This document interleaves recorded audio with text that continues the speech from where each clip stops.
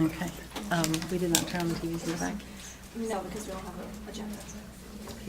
Oh, okay. You don't, why do you need that? No, no. I can make just copies of the agenda in the back. No, I have them. Okay. For the public. Okay. I didn't think mine could. I didn't want to put that on. That was a lesson I didn't take. Alrighty then. Just being easy on me. Okay. Good evening, everyone. Welcome to the February 25th, 2019 Newton Town Council meeting. Welcome to everyone who's here in attendance tonight. Typically, we do have the agenda broadcasted up on the screens, but we're not doing that tonight. We do have extra copies in the back if needed, but we are still recording the meetings as we typically do, and the meeting will be available on the website tomorrow morning. So if we could please stand for the Pledge of Allegiance. I pledge allegiance to the flag of the United States of America and to the republic for which it stands, one nation, under God, indivisible, with liberty and justice for all.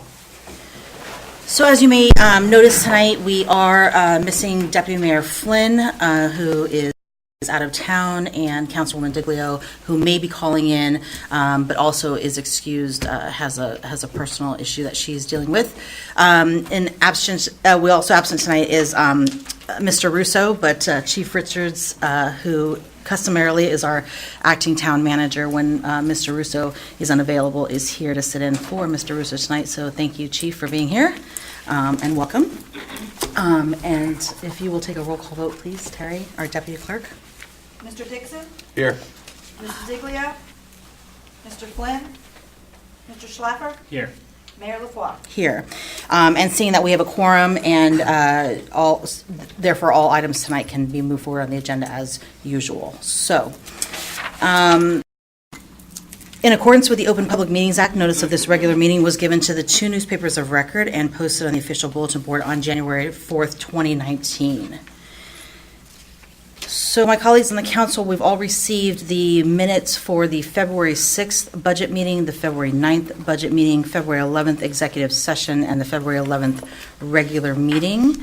I believe any corrections or amendments that Councilwoman Diglio had have already been submitted to the clerk's office, but do we have any other amendments, changes, deletions? I mean, I wasn't here for February 9th, but otherwise, nothing from me. Okay, so we will go ahead and do them individually. Well, we could do the 6th, 11th, and the 2/11th under one Yeah. motion, and then move separately on the 9th. So can I have a motion for the 6th and the 11th? I'll make a motion for the 6th and the 2/11 meetings, for sessions. I'll second that. All right, I have a motion by Councilman Schlaffer and a second by Councilman Dixon with regards to the meeting minutes for February 6th and the two meetings for the 11th. Roll call vote, please. Mr. Dixon? Yes. Mr. Schlaffer? Yes. Mayor LaFois? Yes. So I will move the minutes from the February 9th budget meeting. I'll second. Oh, actually, we can't do that, right? Carry Okay, those. we're going to carry those, yep. Thank you. Okay. At this point in the meeting, the Town Council welcomes comments from any member of the public on any topic to help facilitate an orderly meeting and to permit the opportunity for anyone who wishes to be heard. Speakers are asked to take one turn at the microphone and please limit their comments to 5 minutes. The clerk will keep the time. If reading from a prepared statement, please provide a copy and email a copy to the clerk's office after making your comments so it may be properly reflected in the minutes. Do we have anyone who wants to speak at this time? Please come up to the microphone, state your name and address for the record, please. Hello, Maureen Snellen, 30 Plainfield Avenue in Newton, and I'm just very concerned about the pool not opening this summer. I don't know, it kind of came out of the blue. I don't understand why it wasn't tested in August when it closed, and a lot of people in the community are concerned. All right, thank you. Anyone else?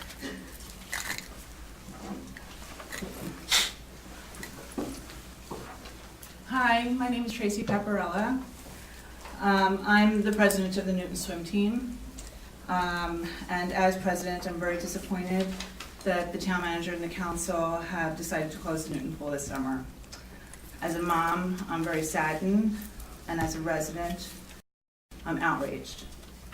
The Newton Pool belongs to the community. It's a staple summertime activity for hundreds of Newton residents. At last week's budget meeting, which I watched online, there was very little discussion about how to reopen the pool but unfortunately a lot of discussion about how to close the pool. 3 options were proposed.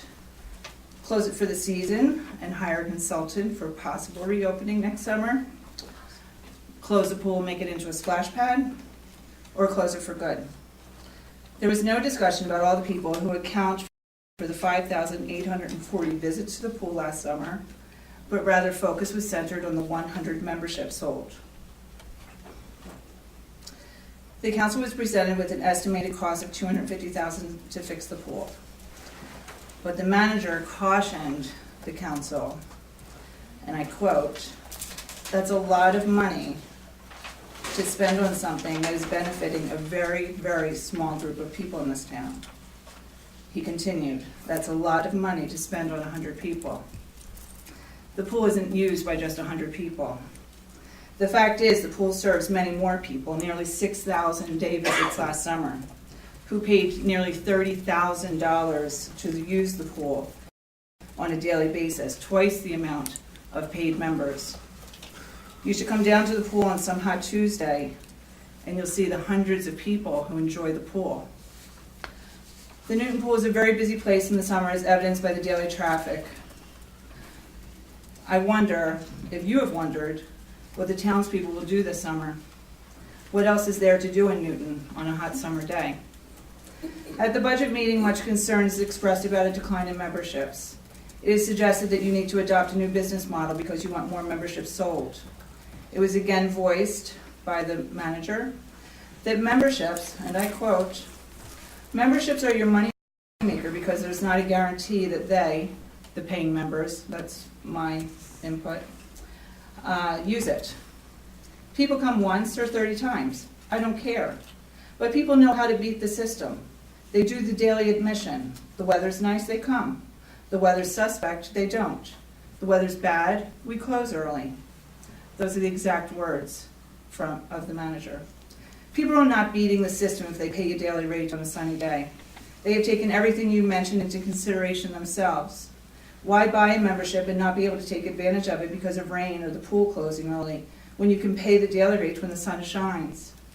These daily patrons are your loyal customers, your taxpayers, and should be foremost in your cost analysis and consideration.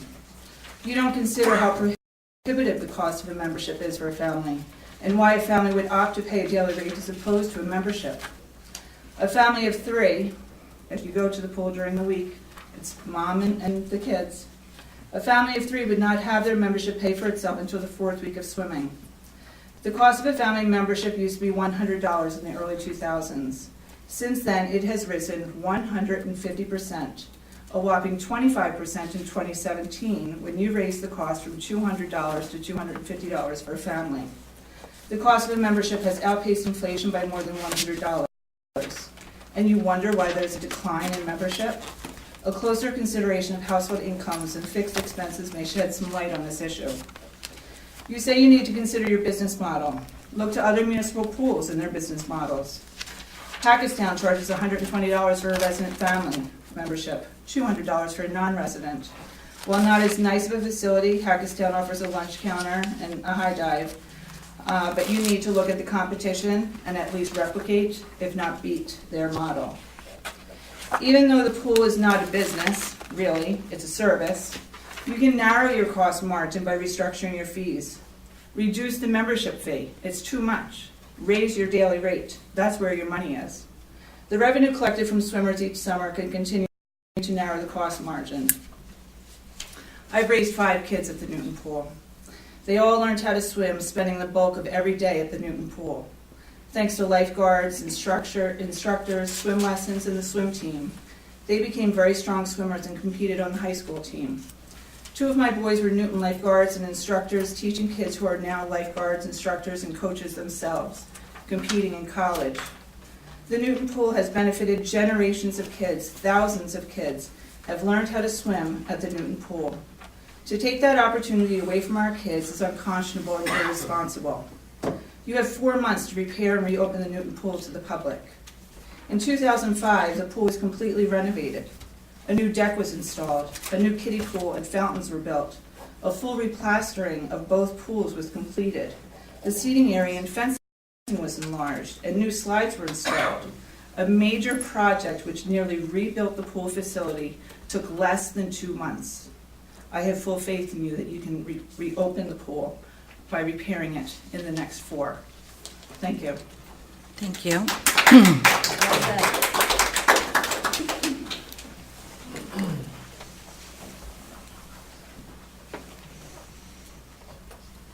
Hi, Hi. my name's Maggie Hoffman. I live at 134 Marion Avenue. I'm also a kindergarten teacher at Marion Avenue School. But before that, my life started at the Newton Pool, where my mom was the pool manager. And from 2nd grade until well after graduating with my master's in college, I've been at the Newton Pool. I started out there taking swim lessons or just tagging along with my mom. And then it turned into being a lifeguard, teaching swim lessons. I got my certified pool operator's license so I could cover when my mom and Tom Trudgeon couldn't be there, so I could be the one in charge. The Newton Pool now has a different meaning to me, seeing our population in a different light. To know that my students and the students of our town have a safe place to go puts me at ease. To know that there's people like me as a high schooler there protecting them. It is their air conditioning when they don't have it. It is their exercise when nobody's out there making them do it. It's keeping them off those darn video games every day. And it's keeping them out of a lot of trouble. To close it for the summer, okay, we could think about that. But I've also seen Sussex Tech close for a season and never, ever reopen. And I just really feel that to our children, this would be a travesty. Also going back to the fees, when I worked there in the 90s, I know, it's a little bit ago, it was $75 for a family in town. And it was $125 for a family out of town. $35 for a single in town, and $85 for a single out of town. I understand those prices need to go up, but we have to keep in mind our population and who can afford those. And so to keep the money coming in, lowering our prices might be more effective to our students and the children in our town. Thank you.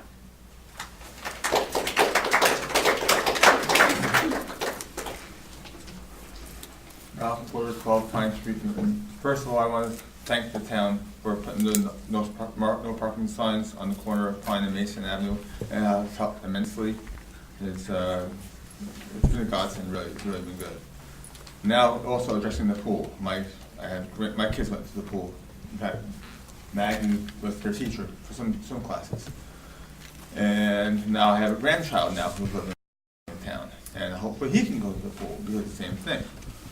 We put, I think it was $1 million 10 years ago into that pool, or 2015 or whenever, 2005, whenever we did it, $1 million into it. Why wasn't more comprehensive study done then instead of shutting it down now?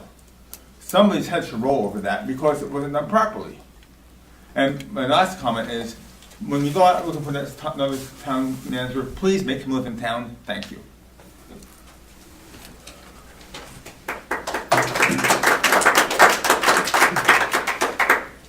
My name is John McGuigan, and I live on Emmons Avenue in Newton. The recreational facilities in our town are a public resource, a public good. They provide our citizens with healthy exercise, equipment, enjoyment, fresh air, an opportunity to socialize and to cool off. Our town pool is one of those resources, and we should find a way to preserve it and to reopen it. We should also keep in mind that all of the people who use the pool are not limited to the annual memberships, as was previously stated. There's an awful lot of people that get enjoyment at some point in time in the summer from the pool, and you can count on a lot of people coming to enjoy it. There are, I'd submit, there are ways to manage costs and raise revenues, and they ought to be studied. But it should be looked at more broadly than a profit analysis. On a cold night like tonight, it's easy to forget about how much we enjoy the pool in the summertime, but those 90-degree days are coming, and they will provide the citizens of our town with relief and enjoyment, and please Please take a careful look at all the numbers. Please be solutions-based and find a way to preserve this important resource. Thank you.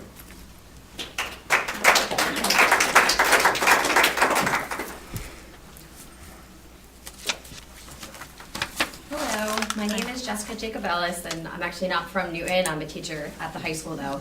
I grew up in Green, and I'm kind of going to feed off of what Maggie and Tracy and everyone's been talking about with the pool. I am actually the head swim coach for the Newton pool in the summer. This summer will be my 4th summer doing that. I've been the head swim coach at Newton High School for the last 8 years, and I basically use this program as a feeder program for my high school team.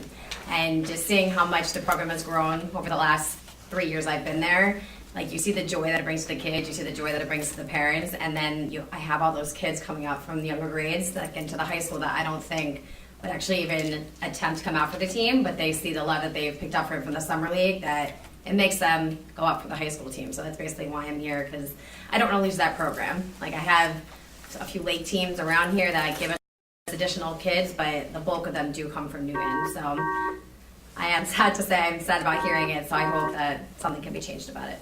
Thank you. Okay, thank you. 1 second. Councilwoman Diglio? Okay, so let's note for the record that Councilwoman Diglio is joining the meeting at 7:16 or 7:17. We are in the middle of public comment at this point. Sandy? Okay.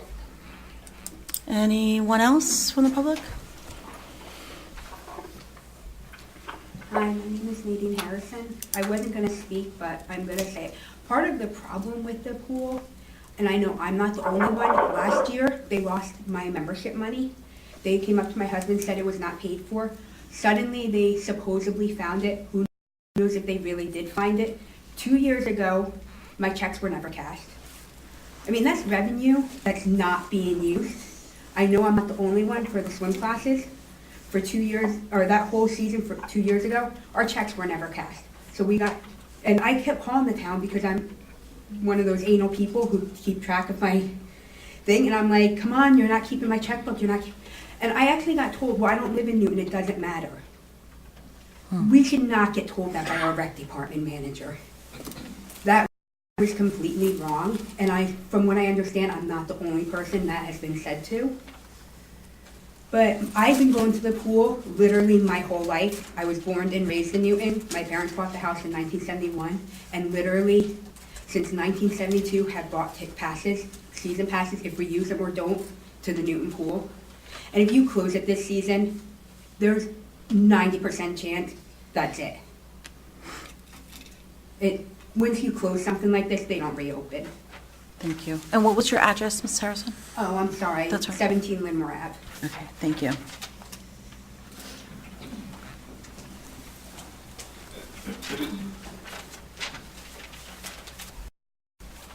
Good evening. My name's Felicia Carlson. I live at Elm Street, 4 Elm Street in Newton. I just want to say, mentioning of the $250,000 for repairs has been made in both the letter and Herald article of the pool closure. Do you have an actual estimate, or do you need to consult with engineers first? Have pictures of the damage been shared with the council? Is an inspection and appraised report ready to be made public to the townspeople? Will an itemized estimate be made public? Talk of hiring an engineering consultant for $12,000 to $17,000 was made. Is this before or after a real estimate is provided? And this woman who just spoke, saying her check was lost, makes me think in my head, how many other checks were lost? How is the accounting done? Is that followed up? How many thousands of dollars maybe have you missed in your calculations of pool members that have used the pool? Maybe some payments, there needs to be an online payment option moving forward. She just raised that thought in my mind. Thank you.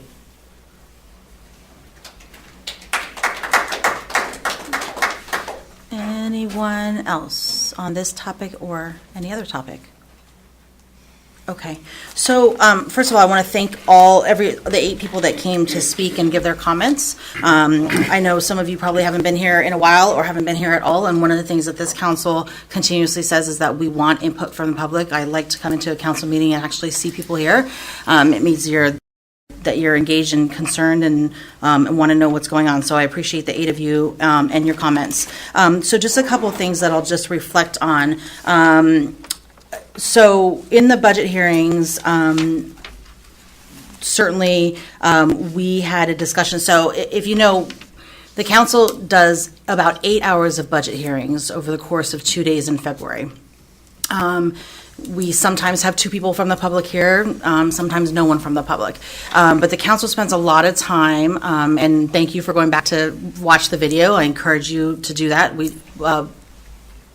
video record all of our meetings, but we go through budget items on a line-by-line basis. We have department heads that come in and talk about what their budget requests have been, where they are with personnel, things that they might be foreseeing for the year. Those departments, together with our town manager and our CFO, start that budget process in October. So it's many, many months of work. We have our town auditor that comes in, all professionals, engineers, etc.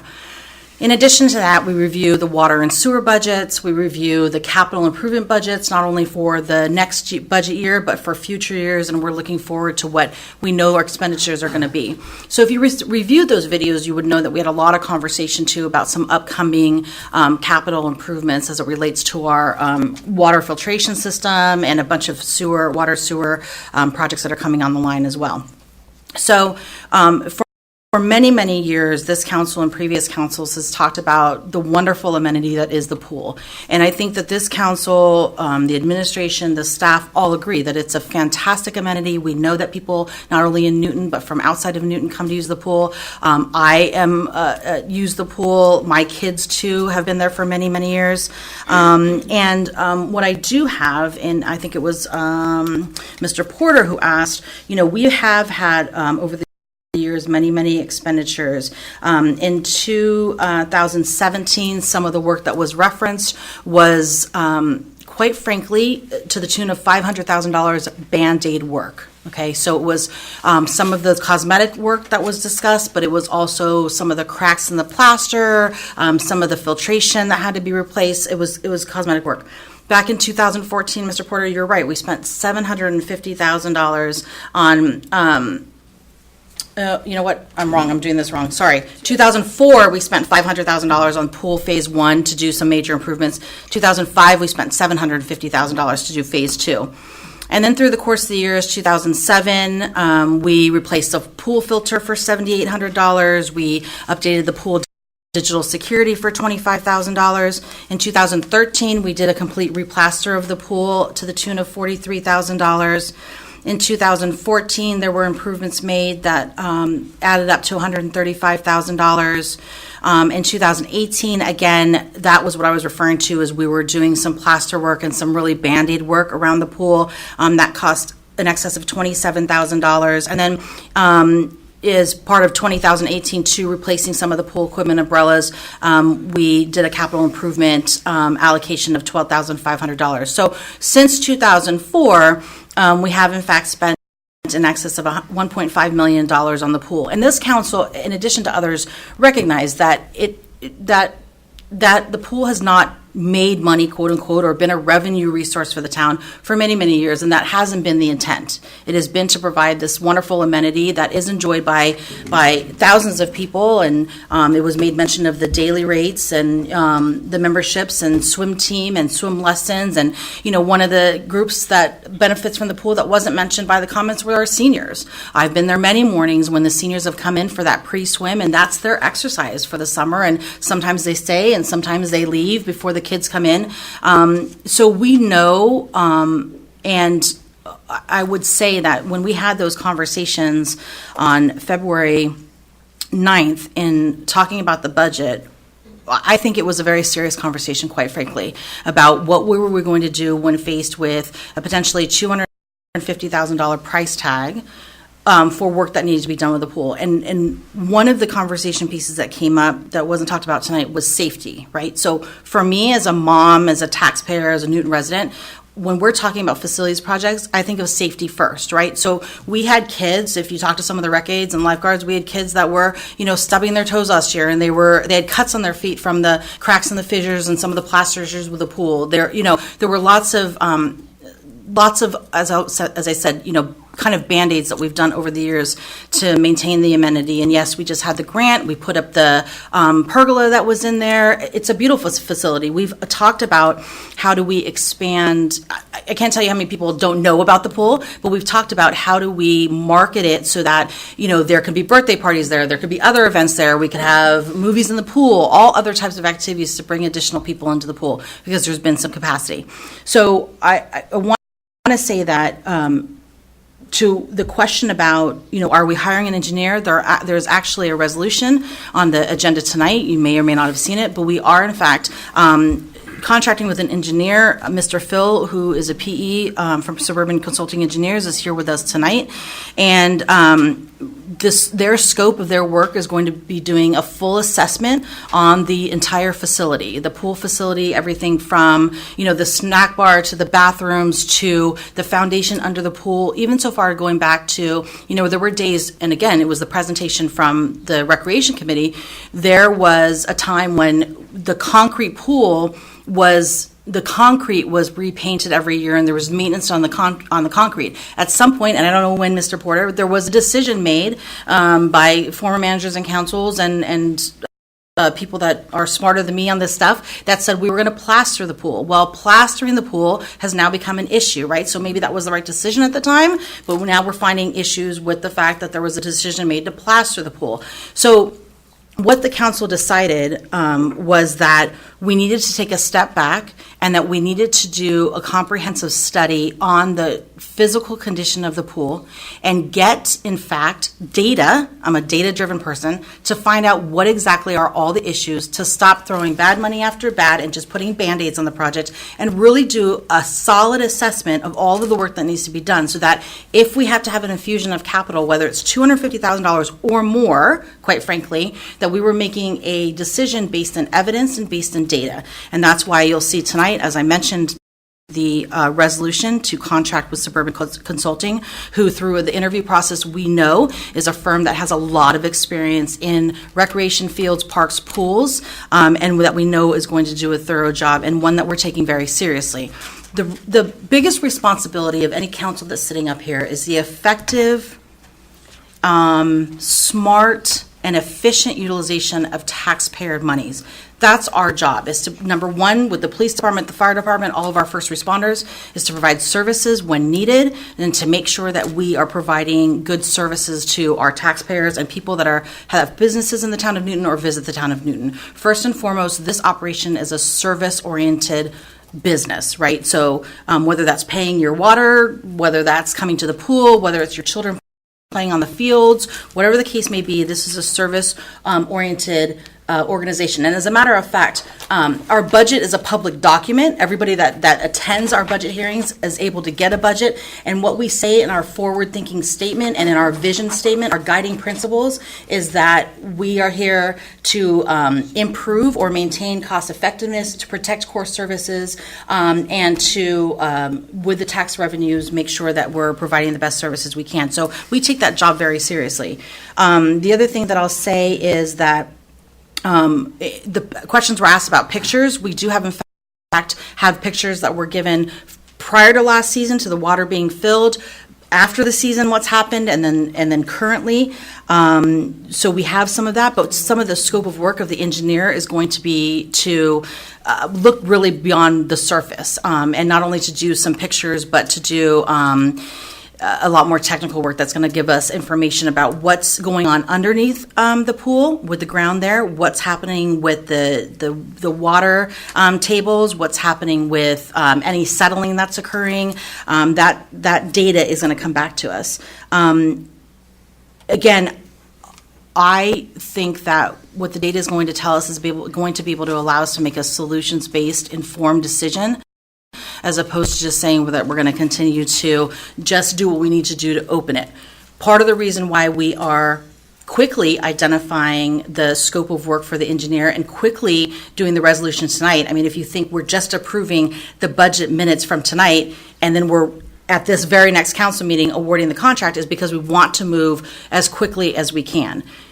The guesstimate of the 6 months that was listed in the letter that went to everyone is, I think, a conservative estimate. We're going to do what we can and move forward with the engineer, but we know, just to reiterate for those that may not have seen the letter, although it's on our website, there are multiple cracks in the plaster, there are multiple bubbles in the plaster that break and ebb and flow.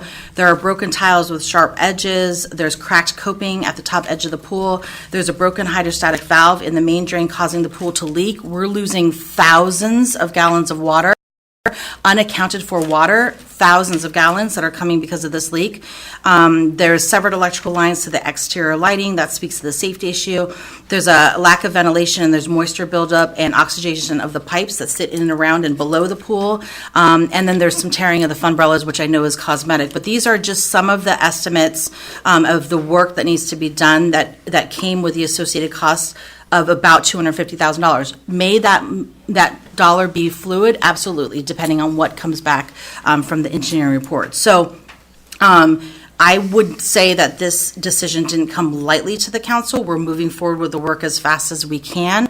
We will see what the engineers' reports come back with.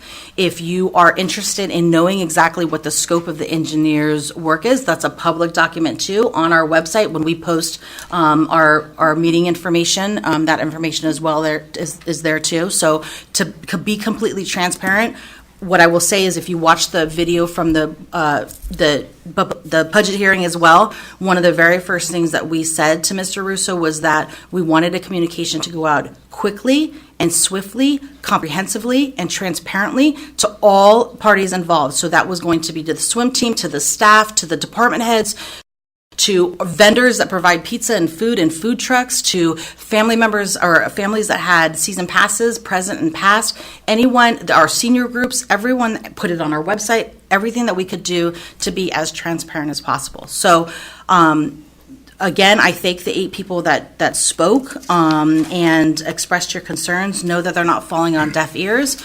We will continue to be transparent through this process. We know that Mr. Phil and others, as the work progresses, will come in and be doing updates and presentations that will all be part of the public process. So we encourage you to come out and hear about what the findings are and hear about what the next steps will be and have a voice into what will happen next. But yes, there are a couple of options that are before us, and we could have closed it entirely. We could have thrown money at it to put the Band-Aids on without really truly understanding the scope of the work, or we could have taken a step back and make sure that we have a complete data-driven analysis of what needs to be done now and in the future, so that we could responsibly budget for and make those appropriations based on data and evidence. So we have another public portion at the end of the meeting for anybody else who didn't get a chance to speak, or if anybody else wants to come up. But that portion of the meeting at this point is closed.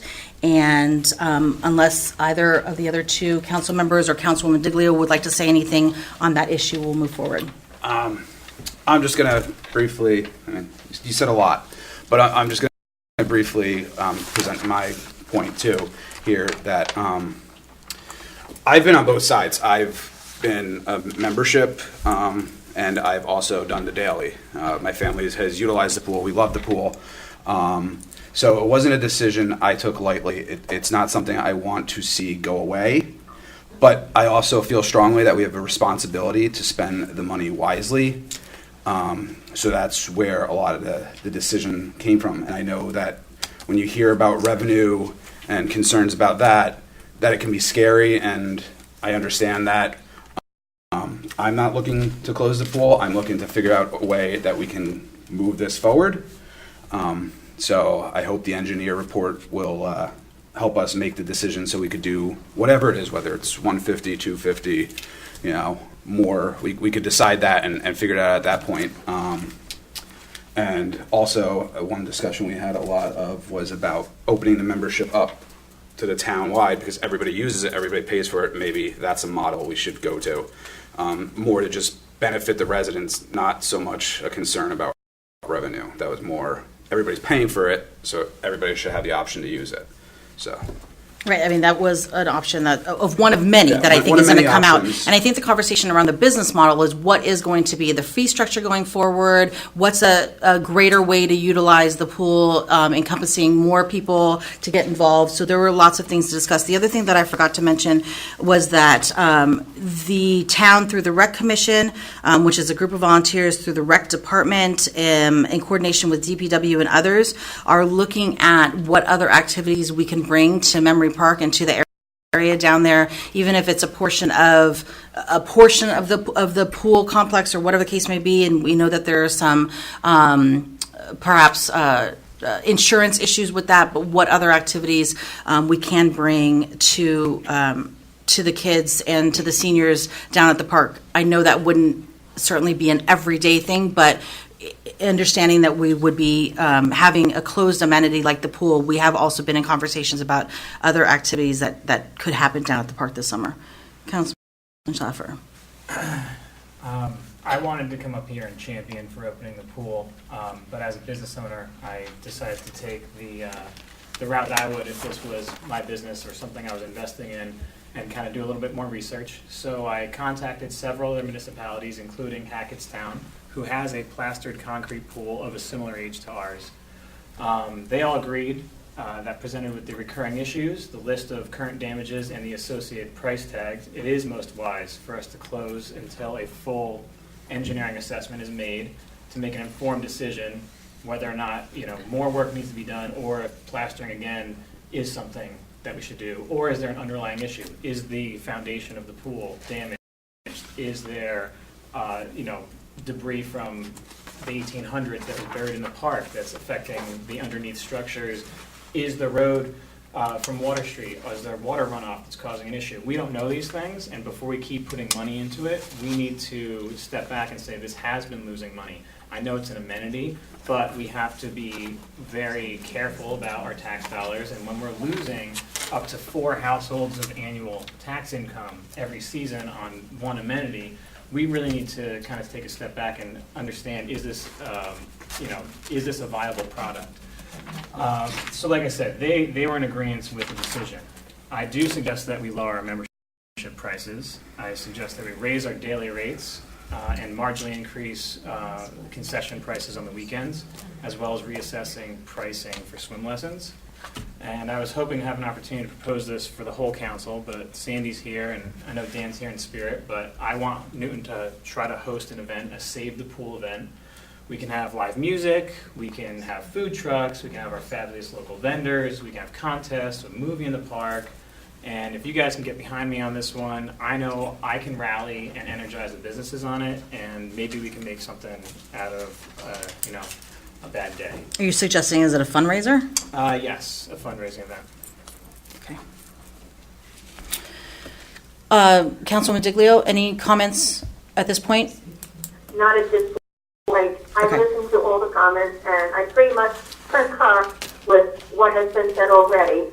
So I will hold off my comments until we have the reports from the engineer. Okay. All right, we will move on to council and manager reports. I was happy to attend on Saturday the Fighting for Finkel fundraiser. That was co-sponsored by the PBA and the Newton Fire Department. There were 600 people that were there as a fundraiser for our very own Dan Finkel, who is battling cancer. And I know that there was an article in the Herald this weekend talking about that event. Well attended. It was really great, really, just to see the camaraderie for our first responders. It was a great collaboration, I think, between the police department and the PBA and the fire departments. Representation from all over the county. Just a lot of love for Dan, who is not only a police officer, born and raised in Newton. He's a firefighter. He's the champion for the Fire Museum. He's our OEM deputy coordinator. And Chief Richards, I know during the budget hearings you had a lot of positive things to say about what Dan's been able to do on light duty, kind of checking off some of those projects off your list that you don't always get time to get to. So it was wonderful. That was a great event. So I'm happy for Dan. I want to talk about a couple of events coming up. On March 7th, we have the Greater Newton Chamber of Commerce Awards Dinner, and this year, appropriately so, the Chamber is honoring Nancy Woods as a very longtime member and executive director. She was a member since she was a business owner on Spring Street. So anybody interested can contact the Chamber office if you'd like to attend. And then I would be remiss to not remind everyone of the County St. Patrick's Day Parade on March 16th. Newton is happy to host that event on behalf of the county every year. There is a St. Patrick's Day committee that works throughout the year to identify the honorees and set up the lineup and get everything ready to participate in town. And this year's honorees is a really special group. It's a group of Vietnam veterans, and it was the group that was responsible really for rallying the county and appealing to the state to get the Veterans Cemetery established up in Sparta.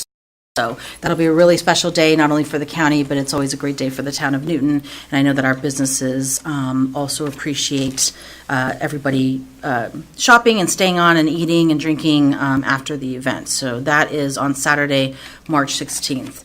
Deputy Mayor Flynn is not here. Councilwoman Diglio, any comments from you?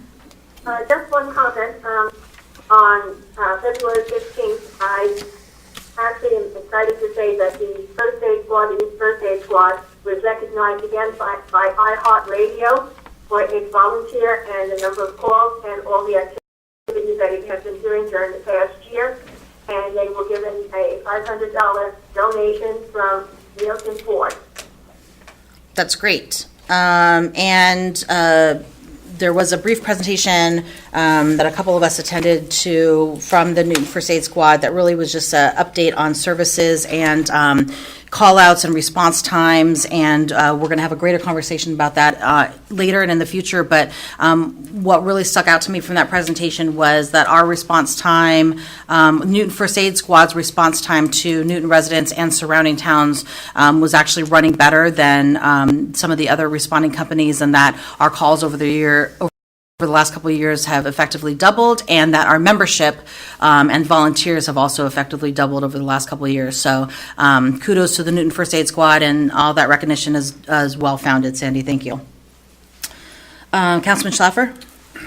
Only thing for me was I mentioned a while ago for the weekend bag program for Isabella Costello that I was going to seek out some help in mocking up some logos, website ideas, and slogans, which I have on this thumb drive here. I was hoping she'd be here tonight, but we'll catch up with her next time. But we do have a number of ideas and things for her to take a look over and Great. get excited about. I'm sure she'll love all the help. I'm sure she's probably out collecting items right now. Right. Councilman Dixon? On Thursday, the 21st, I attended the FFA annual Staff and Community Appreciation Luncheon. Great. Good. Not only are the students receiving an education in agricultural aspects, but they're also being taught valuable life lessons. It was great to see. Our students are very fortunate to have Mr. Christensen and Mr. Petey as their teachers over there. They're doing a wonderful job. And the Board of Ed's going to meet tomorrow night. It starts at 6 p.m. There's a tour of Halsted and then the meeting to follow afterwards. A tour of Halsted? Yep. And that's open to the public? Yes. Okay. You said that was at what time? 6 p.m. Okay. For anyone that's interested. Chief Richards, I don't think that you have any reports at this time, right? Okay.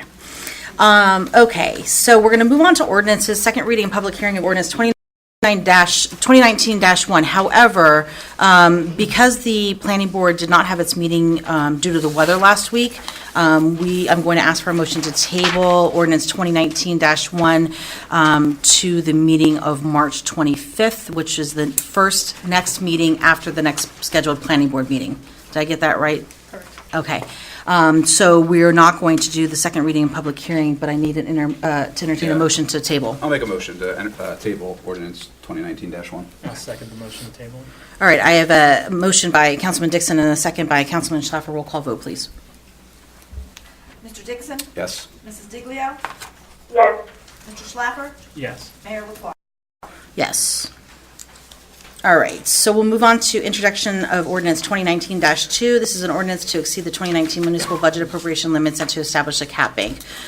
So we have Dawn here, our CFO. If there are any questions about this, this is something that we need to do in order to basically give us a bridge till we introduce and pass the budget. Is that correct? It's a thing we do every year. Right. According to state, yeah. Any questions, Councilwoman Diglio or others for Dawn regarding this ordinance? Not for me. No, I think Dawn explained it very much during the budget session. Okay, so I need a motion and a second to introduce. I'll make a motion to introduce ordinance 2019-2. I'll second. I will second the motion. Okay, I got it from Matt. Thanks, Sandy. So I have a motion by Councilman Schlaffer and a second by Councilman Dixon to introduce ordinance 2019-2. So as is customary, we will have a second hearing, et cetera, on that next meeting. We don't have any old business. Next up is the consent agenda. All items listed with an asterisk are considered to be routine and non-controversial by the Town Council and will be approved by one motion. There will be no separate discussion of these items unless a council member so requests, in which case the item will be removed from the consent agenda and considered in its normal sequence on the agenda. So what we have here in these resolutions is the renewal of the 4-year shared services agreement with the county with regarding traffic signal maintenance, the 3-year average collection for the budget reserves of uncollected taxes. That's something that we have to do every year as well. It's the authorization and readoption of the cable franchise report from Service Electric Cable TV that the state of New Jersey requires every year.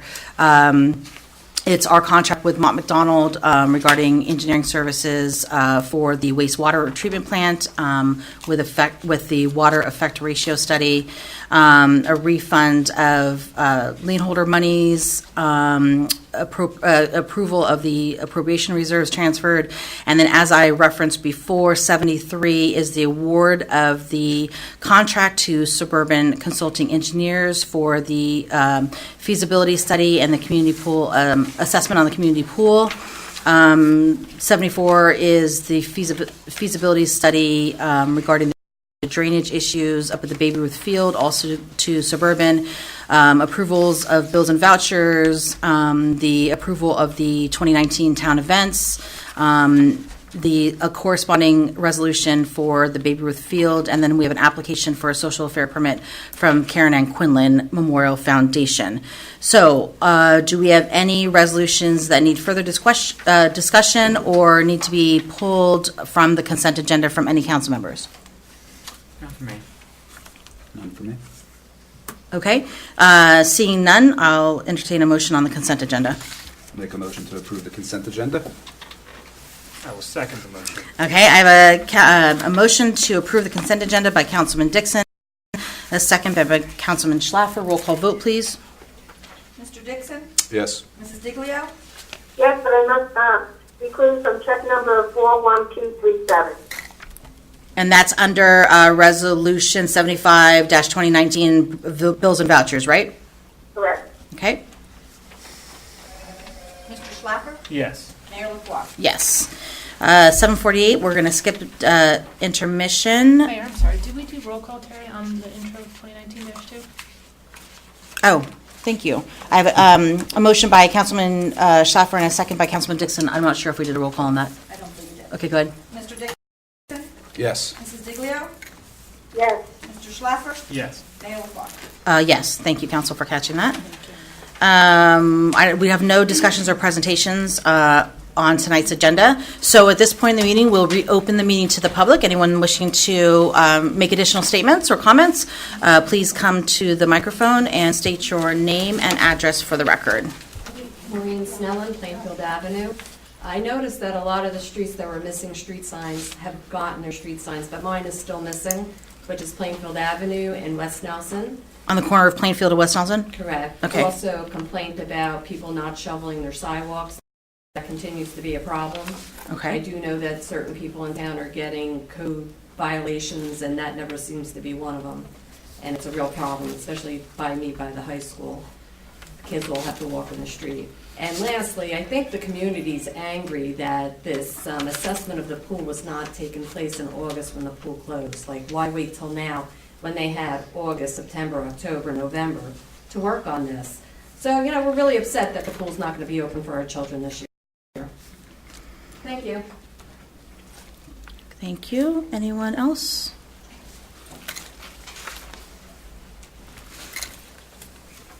Felicia back. I just had a question. I may have misunderstood.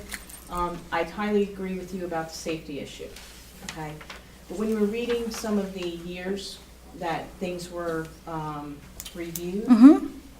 my only question is, was the pool assessed yearly?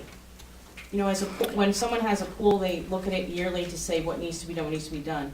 But I think in your reading, you just kind of said certain years. Yeah, no, so But those did were you the, have- yeah, those are the capital improvements. As a matter of fact, in our budget documents, we have historical data to show all the general maintenance. So every year, there's chemical maintenance, there's general maintenance, there's mechanical maintenance, there's materials and supplies. All of those are reviewed. So somebody, you're right, so Yep. somebody does assess everything Yep. before it opens each year. Absolutely, and that's all been, those expenses are part and parcel of the expenses that are approved on the council level every year as part of the budget that we just know are part of the cost of having the pool open. So the things that I itemized earlier were capital expenditures above and beyond. Okay, thank you, I You're welcome, appreciate thank you. Ralph Porter, 12 Pine Street. I again have an issue with the shoveling again. Does anybody know what the ordinance reads as far as shoveling snow?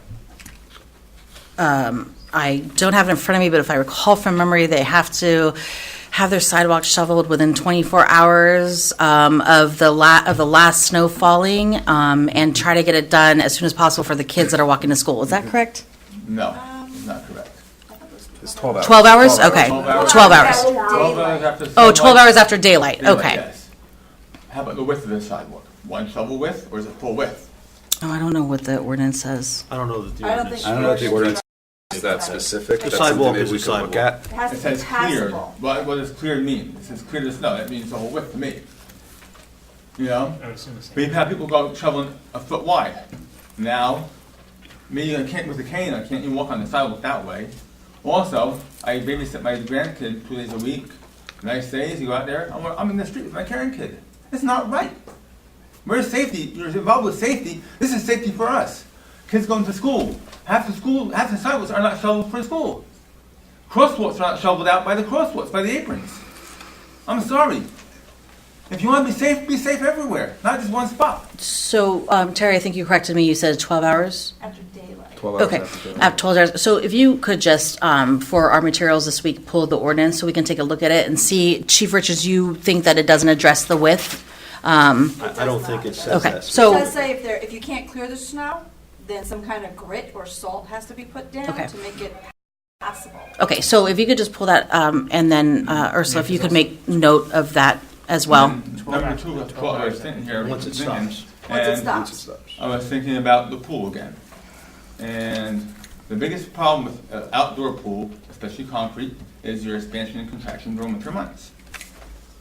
If you they didn't spend the Butler building over it and make it year-round, now you for 2 months you get $60,000 a year in 2 months in revenue. So you do by six times that, and you have 200. That's 6 times 6 is $360,000 that you're coming in. The building probably cost you about $1.5 million. You're in the plus in 7 years. Say that again for me. Build a Butler building, which is basically what you have over at the firehouse now, but not as fancy as that. Put the cheaper skin on it, fiberglass insulation in it. It's all not as fancy. Close it in. It'll be about $1.5 million, probably in that range. Then you get $62,000 a year right now in income. You do it by 6, for 6 year round. Then you're at $360,000.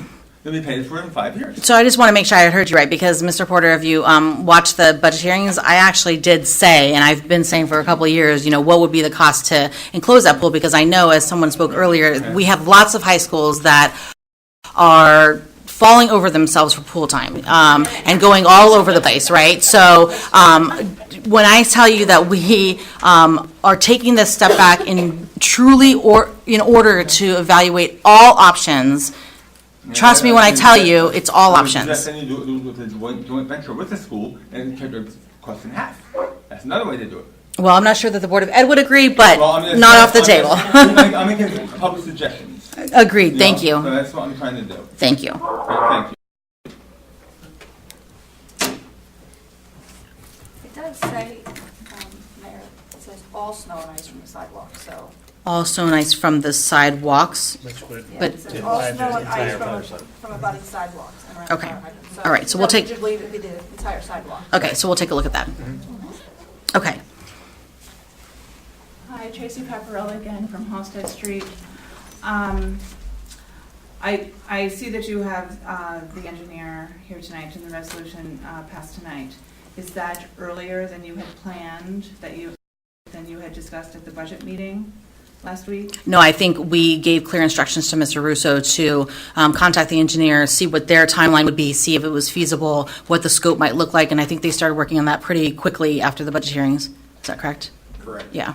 So has the timeline changed? Is there a possibility that the engineering report and repairs will be done in time for the summer? I can't even speak to that until we know what we're dealing with. And it would be irresponsible for me to say that, based on that timeline, we can open or not open. All we know is that we put a plan in place that says it could take up to 6 months, but until we start to get the data back, it would be irresponsible for me to say that, we could do anything in 2 months. I'm very concerned that you had said that there are photos from before last summer, at the end of last summer, and then again from now, and they're the same, and nothing was done. No, I didn't say the photos were the same. I'm saying that we've had photos presented to the council throughout the years to talk about what Band-Aids need to have been done, and we have photos of the work that on the surface needs to be done, but part of the engineer's scope is going to be to get, I think, better photos of what actually needs to be done. Okay, and do you have an estimate for the $250,000 that's being mentioned? We have some preliminary estimates, but again, that all, that's scoped work that would require what they're going to be doing to validate what those costs are going to be. That was just some estimates that we had received based on the pictures, based on our internal staff knowing the improvements that have been done over the years and what those would take. From the contractors that told us what works needs to be done, they told us, if you did this work, this is approximately what it would cost. But yeah, they're estimates. I mean, no one's really going to know until they start to get in and do the work or do the studies. Are those photos and estimates available to the public? We can check on that. Okay. All right, thank you.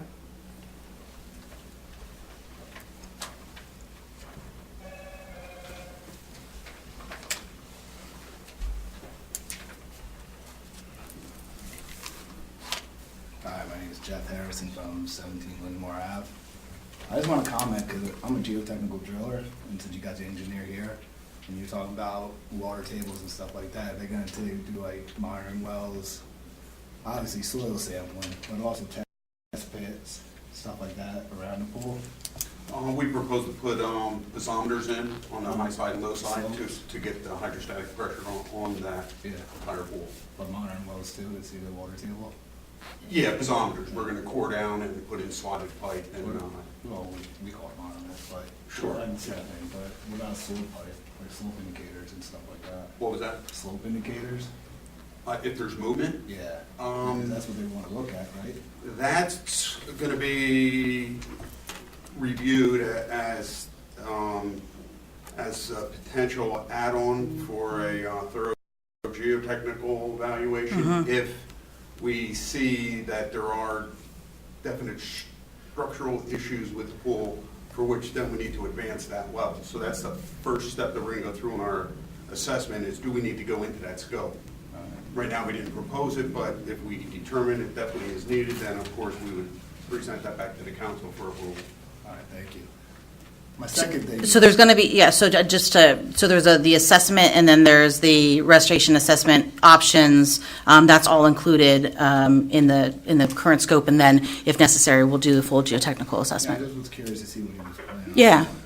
My second thing is what I just talked to them about. You are allowing 5-story buildings, door labs going up, stuff like that. I never saw any Rockhorn. I saw a Geoprobe where the door labs building across from Retro is.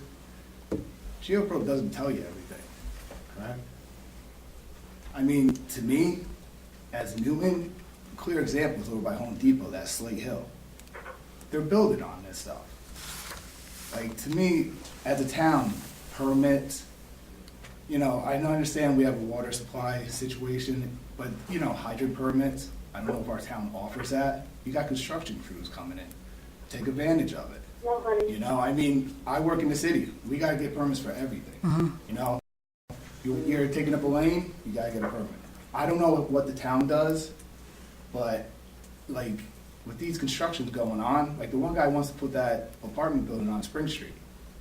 Are we going to do any Rockhorn to see? All those buildings have been up for years. Yeah.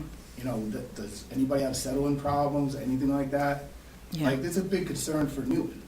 Sure. I'm all for it. I enjoy seeing business come in and stuff, but we got to do it proper. Absolutely. And we're doing that just for a pool. Yeah. These are big buildings. So I will say, Mr. Harrison, too, so I sit by position, Mayor, Deputy Mayor sit on the planning board as well. Those developments or redevelopment projects that come into the town of Newton, not only are we required to have our professionals, our town engineer, water and sewer engineer, planner, but the applicants escrow monies and also bring in their professional engineers. The members of the planning board, many of them are engineers, and they have professional backgrounds that support the projects. We go through a very, very thorough process, but at any time that you want to come down to land and planning and zoning and look at our permit process, what happens is an applicant comes in with a project. There is a multiple page checklist of things that they need to provide. Many times that includes, depending on the project, even if for a regular surface parking lot or anything like that, they have to come in with lots of different studies, right? So there's a checklist. Prior to that application even coming before the planning board, it goes through a technical review committee to make sure that the application is deemed complete and that all of the reports and all of the presentations and all of the professionals that need to provide testimony are in fact lined up. And then it goes to hearing, and there's public comment, and there's, as letters that go out to the neighbors for input. So it's thorough. So I would encourage you to, if you want to find out more about it, to come down and hear about it. I'm not saying jack up all the permits, because us residents shouldn't be suffering from construction outfits coming in. But there should be a fee or something where the town can collect money, from this. Because there's always ways of getting money somehow. Oh, the permitting process is definitely paid for by the applicant. Yeah, that's why those escrowed monies are required, and that's why we have that very thorough checklist. But yeah, you can come down to Town Hall and talk to Planning and Zoning anytime to take a look at that. Thank you. Yep, thank you. Anyone else? Public comment? Hi, my name is Grace Dixon. I'm on Hamilton Street. I have two things. One, when Matt and I were out this summer, I know a lot of times we got approached about having a free rec program for the kids.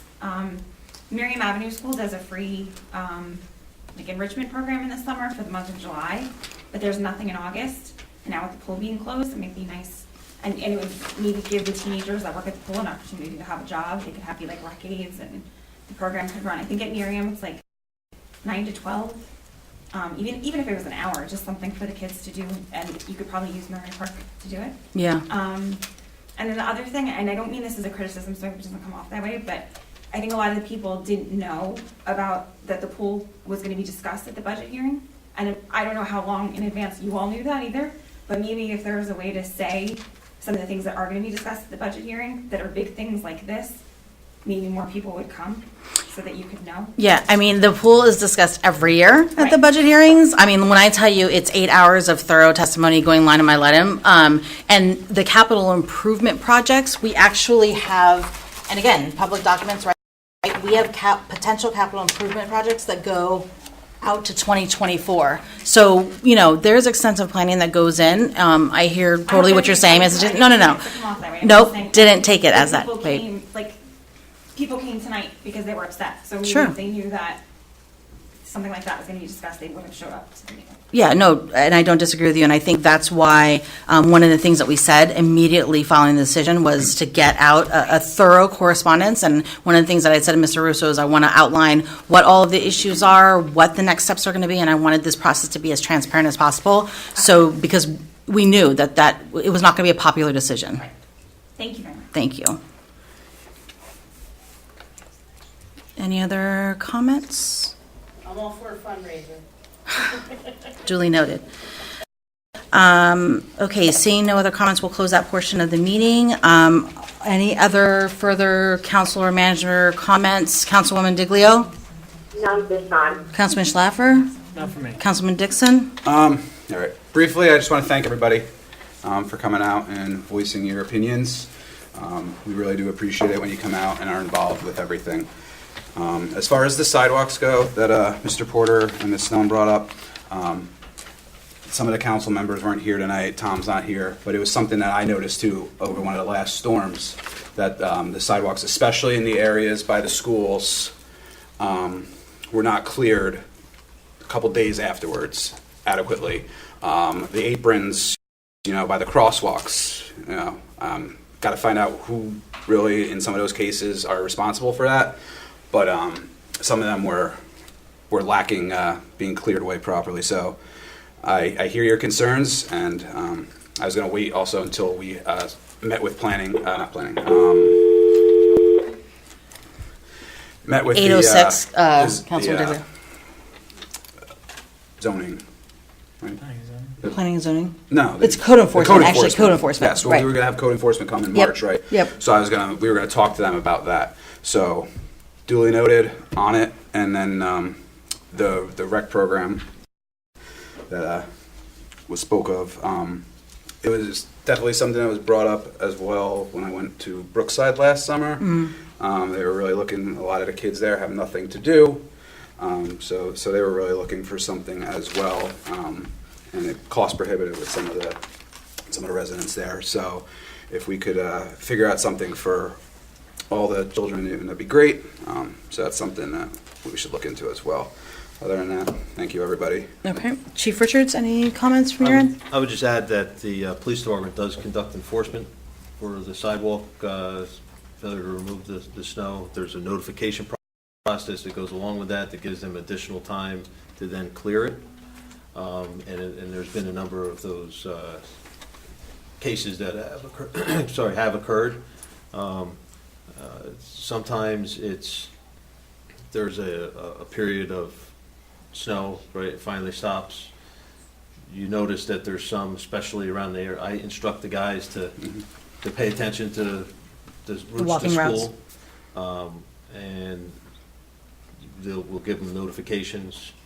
They'll have a time period to remedy it, and sometimes by that time we're getting more snow again. Right. So this could be a string of different officers that are assigned to follow up and then to follow up again.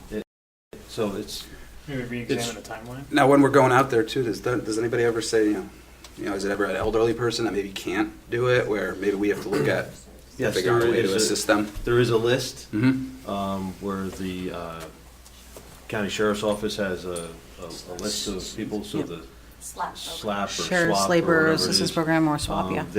But they serve a lot of communities, so they're not always able to get out there right away for our disabled or elderly people. So we're going to cut them some slack. Right.